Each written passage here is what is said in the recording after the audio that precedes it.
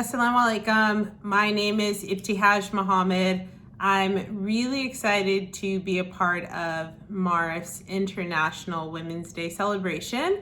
I'm sorry I wasn't able to join you guys live for video, but I hope that this recording will suffice. Again, my name is Ibtihaj Muhammad. I am an Olympic medalist in the sport of fencing. I'm an entrepreneur. I'm an author, and a few years ago, back in 2016, I became the first Muslim woman to win an Olympic medal for the United States, and I also became the first Muslim woman to represent the United States at the Olympic Games wearing hijab. So again, really honored to be here with you guys today. I have a few questions that the staff at your school sent over, so I will get to it. The first question, how has being a practicing Muslimah affected my career path and choices?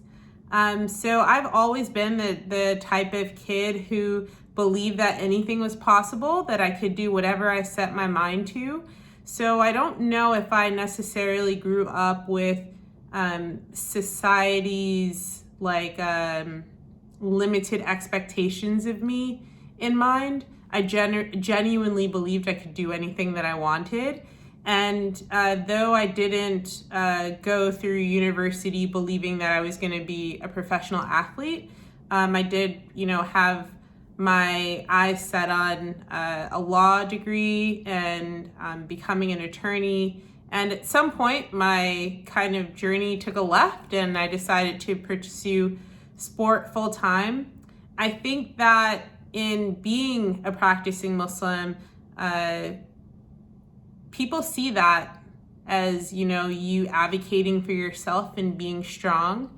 And sometimes they want to push against that. And so much of my career has been being unapologetic about my identities, not just as a Muslim woman, but also as a Black woman.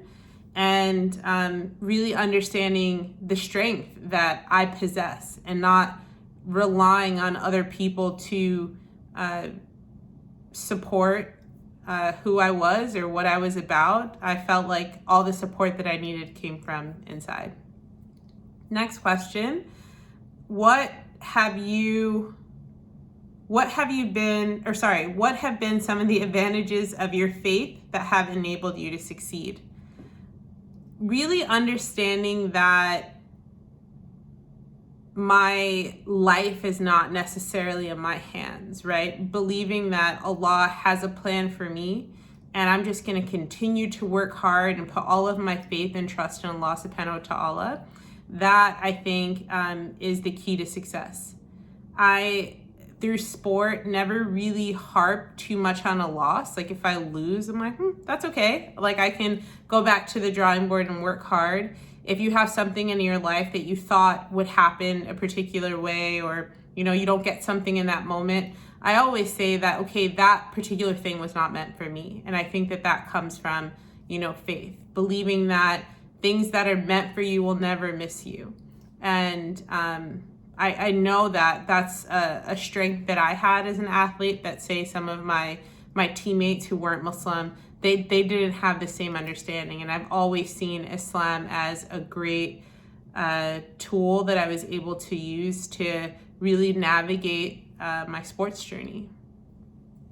The next question, what have been some of the challenges you faced as a hijabi that you have been able to overcome, and how did you overcome them? There's a lot of difficult moments throughout my career, and I don't know if I can necessarily put my finger on it, that it's because I wear hijab or because I'm Black.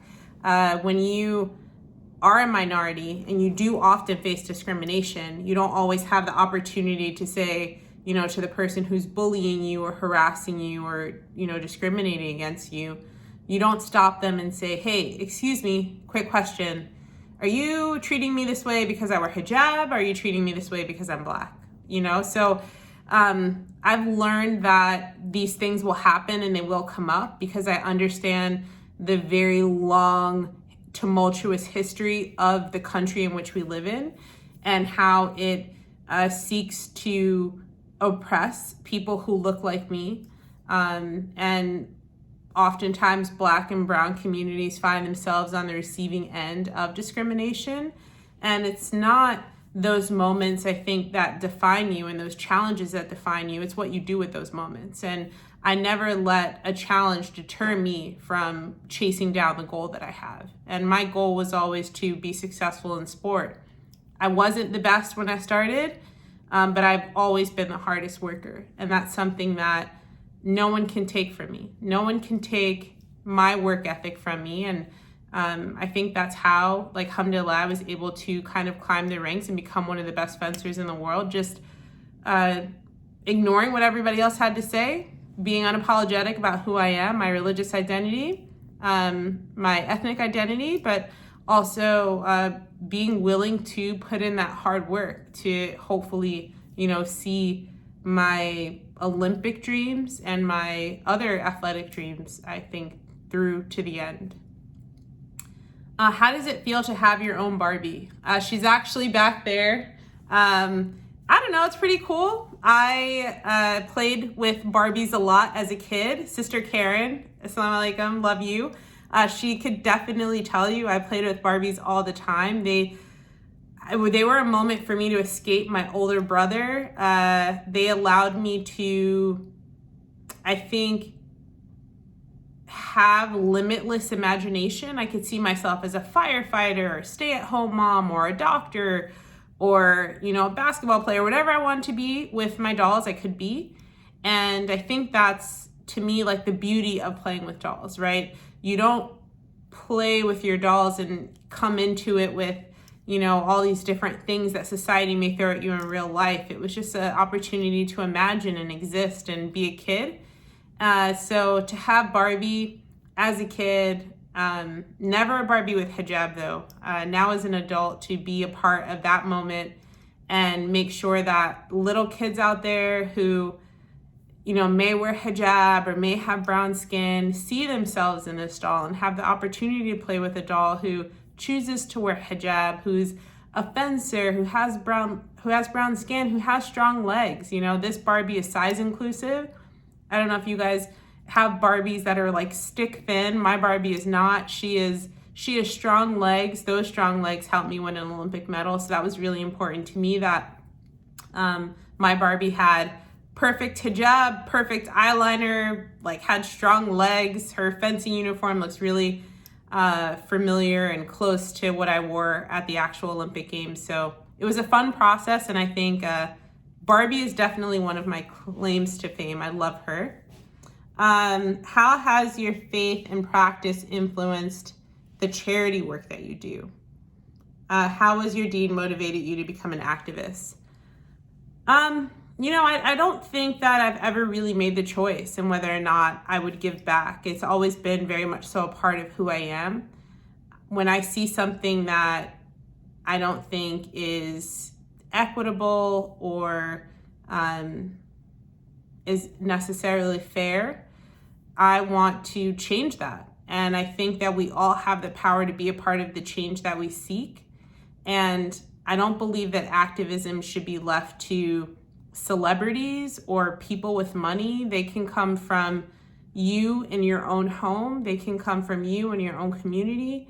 And it can always be something really small. Like an act of charity is a smile. Like we know that through our faith. But you can always be a part of the change that you seek. And that's something that I've always felt to my core. And I just try to exhibit that in my day-to-day. And I really love the idea of just leaving the world a better place. And I think that one of my role models, a person I've always looked up to, is Muhammad Ali. And I feel like he laid so much of his career on the line, his security, his family's security, to make sure that the voices of the oppressed were heard, whether they were here in the US or they were abroad. He really sacrificed so much. And I think because of his strength and stories like that, historical figures like Jackie Robinson or Althea Gibson, Mahmoud Abdul Rauf, even seeing someone like Colin Kaepernick, it just continues to motivate me and inspire me to do what I do and, just live in my truth as a Muslim woman, but also one who really enjoys giving back. What advice do you have for other young women who are observant and want to make bold impact on our communities and on our world? Honestly, don't put pressure on yourself. I never did. I just kind of went out there and worked hard and, you hope for the best, right? You make dua and you ask Allah to protect you and to guide you and keep you strong in your faith and in your iman. And, everything that's meant to be will be. I really don't believe in putting a ton of pressure on myself to show up, and kind of force change or medals or whatever it is. I think that things that are meant for you will happen, but you just have to be willing to put in that hard work. So minus the pressure and the stress, just be willing to put forth that hard work and the change. If your change means, or if your passion project is, wanting to be a part of the change in your community, then really commit and work hard and be a part of that. And at no point should you have to sacrifice your faith in who you are in order to, be successful in this life. To what do you attribute your success in so many realms? Academic, business, athletic, activism, charity. Wow, mashallah. I don't know if I'm successful at all. I'm really just out here, just really trying to live my life in a way that I honestly believe Allah subhanahu wa ta'ala will be happy with me. And I feel really strongly about just kind of paving a path in a way that will make life easier, say for someone like my niece or my nephews. And I just want the world to be a better place for them. And so when I think about myself academically, I've always been a really hard worker, even athletically. I've never really struggled to kind of work hard in those spaces because that's just, I think in my DNA, I like the idea of being the best and I'm willing to put in that hard work. But when I think of myself as a business owner and owning a clothing company, Luella, it was really meant to give back to the community. When I was growing up, you couldn't always find modest, fashionable clothes. And I didn't want young girls or, people my age to suffer anymore. We shouldn't have to spend a ton of money and still not able to achieve the modest look that we're looking for. So with Luella, I think it was time for modest, affordable clothing to exist here in the U.S. for them to be made here. When you go to the store and you buy an abaya, you buy, a piece of clothing, have you ever stopped and asked yourself, where does it come from? We make, at Luella, all of our clothes are made in Los Angeles or they're made in New York. We only manufacture with female manufacturers who employ other women. So it's not just about filling that void in the modest fashion industry, but it's also about giving back to the community. And so I really try to be conscious in everything that I do. It's not about solving a problem, but how do I do it in a way that's meaningful to the communities that, essentially will be a part of that project.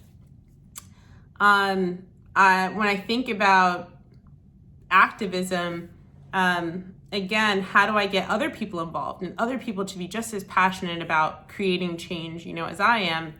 I co-founded a nonprofit called Athletes for Impact, and it's meant to help professional athletes kind of find their footing in activism. How do you get involved in, trying to end human trafficking? If I want to work on really understanding what's happening at the border with migrant children being separated from their families, how do I do that? Athletes for Impact is there to kind of help athletes navigate, issues of social injustice and how to use their platforms for change and for good. So again, it's really about me wanting to get the wheel turning, be a part of the change that I seek. And that's why I found my hand in so many different pots, whether it be activism or fashion, or even children's literature with my children's book, The Proudest Blue. I wanted there to be change. I wanted there to be a Black character in hijab in a children's book. It hadn't been done before, not on a really large scale at a big publisher. And I feel really blessed, like, alhamdulillah, that I was able to see that dream through, because I want to make sure someone like my niece Maliha, I wanted to make sure she sees herself in those pages and that she understands the beauty of hijab and that it's not something to be ashamed of. And like, when someone does bully you, those aren't your words to carry and keep, right? We have to learn how to teach ourselves and our kids to be proud of themselves and who they are. Next question, how have you been able to use your platform to make dawah to others? I think that I'm just, kind of living my life, and Islam is so important to me that it doesn't feel like a performance. Social media, I think, for a lot of people can become very performative in a way that you start to show people what you think they want to see. And people kind of curate their lives in this really perfect way. And for me, it's like, this is how I dress. These are the things that I do. There are people who aren't going to like what they see, so they can unfollow. But my experience on social media is like being authentic in myself, being super authentic in who I am, but also the way that I choose to lead my life. I do practice Islam in my day-to-day, and I try to show a lens of Islam that contradicts these often negative stereotypes and depictions of our faith. I want people to see Islam and all the beauty of Islam, and that for me, it's a constant journey. It's not something that ever ends. You want to get better, you want to do better, and for me, I always want to be the best representation of Islam that I can be. And the last question, how do you think your example and the examples of other Black, Indigenous, people of color, and women affect young women growing up now? I think that we are living in really special time, where we have the opportunity to see oftentimes through social media, the strength that we as particularly women of color have. And we've always had, but now I think it's kind of forced its way to the forefront, especially in the midst of the Black Lives Matter movement and the pandemic and everything that's been going on. I'm hoping that we see real change when it comes to systemic oppression. And we see the strength in how these different vehicles, like say Black Lives Matter. One of my friends is a co-founder of the Black Lives Matter movement. And I see how this friend, who to me is just like a regular person, she's brilliant, but she now, like a Nobel Peace Prize nominee, has been able to kind of drive this ship. Like, this is her passion project, because she really believes in change, and that, we as Black people deserve equity in this country. So I think having examples like her and this really long, extensive, vast history of strong African-American historical figures who came before us, the foundation has been paved, and it's up to us, I think, to continue to carry that torch and be the change that we want to see in this world. Like, it doesn't stop with us. There's always going to be injustice. We know that, especially from the Islamic perspective. There's always going to be, I think, trials and tribulations, but we have to continue to fight and continue to create space to make sure that it is easier for the next generation, inshallah. I think I've spoken for long enough. I want to thank you guys again for having me today. I'm really sorry that I wasn't able to join you live, but I hope you enjoy International Women's Day, and I hope that everyone is staying safe in the midst of this global pandemic, and inshallah, I look forward to meeting everyone in person soon. Salam.